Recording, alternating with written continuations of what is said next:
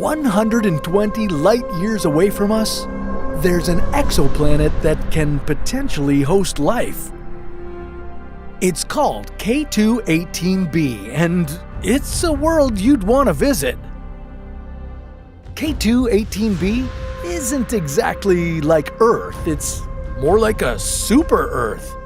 Yeah, it's 2.6 times larger and almost 9 times more massive than our planet. Scientists think it could be a Haitian exoplanet, which is just a fancy way of saying that it likely has a hydrogen-rich atmosphere and is covered in liquid ocean. That means that K2-18b could be home to alien life. Only it would take a really long time to get there. If you were hurtling toward this space rock from Earth, you'd reach your destination in about 1.3 million years. Yeah, you heard right. Million. K2-18b has a lot of methane and carbon dioxide in its atmosphere. That's not exactly breathable air, so you'd still need a spacesuit to walk on this world. And I wouldn't be too hyped up about its ocean either. If an exoplanet has liquid on it, it doesn't mean that the liquid is water. It could be methane or ammonia, even acid.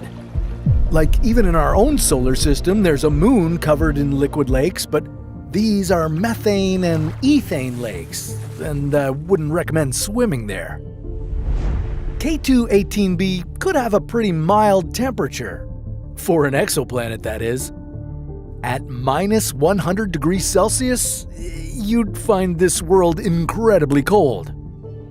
Now, the most exciting thing we've found out about this world is that it could have traces of dimethyl sulfide. Woot woot! Well, on Earth, this molecule can only be produced by living things, and that means K2-18b could be home to alien life. Now, it doesn't mean that this life would be intelligent. It could be aquatic or microbial. Maybe even complex life if the conditions for it are just right. We won't know for sure unless we travel to explore this interstellar world. Now, how do we know all this? Well, we had the James Webb Space Telescope look at this distant world and take detailed measurements of its atmosphere. Most of the exoplanets have been discovered using what's called the transit method. It's when a planet passes in front of its star and blocks its starlight. That's when scientists study the wavelengths around the planets, and some of those wavelengths can tell us what kind of atmosphere those distant planets have. The problem is, exoplanets are really far away. Trying to figure out what their surfaces are like just by peering through even our most powerful telescopes is not easy. Some scientists will argue that K2-18b isn't a super Earth at all, but a mini Neptune. And that's a bummer because, as you know, Neptune is an ice giant. And if K2-18b is also an ice giant, then the chances for alien life on this planet don't look so good. Now, you don't have a million years to travel to this world to discover it for yourself, so maybe we should look at a world that's a lot closer to Earth. Like Proxima Centauri b. Proxima Centauri is the closest star we've discovered, only 4.2 light years away from Earth. It's part of the Alpha Centauri star system, with not 2 but 3 stars orbiting each other. The exoplanet Proxima Centauri b orbits only one of these stars, but you'll still see the other 2 stars as bright dots in the sky. This exoplanet is slightly larger than Earth and revolves uncomfortably close to its host star. Luckily, that star is a red dwarf, and that's much cooler and smaller than our sun. Which is good news because that means this planet isn't getting toasted like Mercury. Scientists estimate Proxima Centauri b has an average temperature of about minus 39 degrees Celsius. That's pretty comfortable as far as alien worlds go. The bad news is that we still don't know much about the exoplanet's gravity or atmosphere. It might be our best candidate to set up an interstellar base, but It also could have a harsh environment, unsuitable for humanity's future home. It might even have an ocean of acid, or something deadly like that. The only way to find out is to travel there. And if Proxima Centauri b doesn't work out, well, don't worry, there are plenty of potentially habitable worlds out there. Like this one.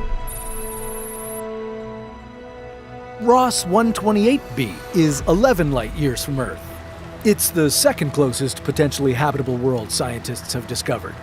And it's more promising than Proxima Centauri b. The thing is, they both orbit red dwarf stars, only Proxima b's host star is a lot more active and violent.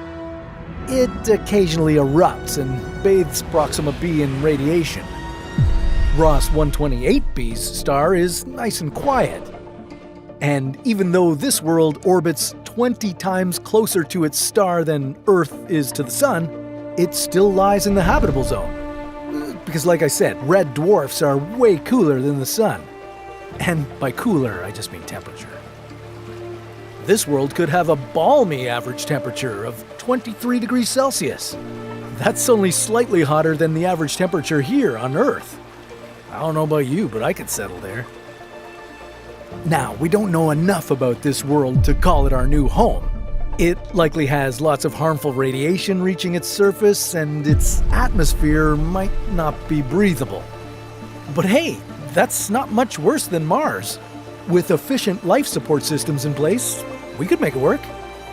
Besides, this super Earth might have its own life on it.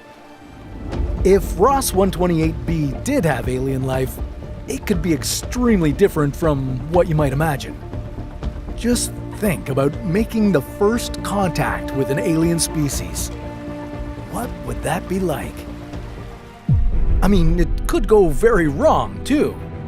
For one, we might not survive the trip to any exoplanets, even the nearest ones. So far, we've discovered and confirmed over 5,000 alien worlds. 63 of them are potentially habitable, but we just can't know for sure. Most planets we've observed are extremely scary. There's one exoplanet that actually looks like Earth, but this beautiful blue world is not the kind of place you could settle on. If you tried, you'd be dead within seconds.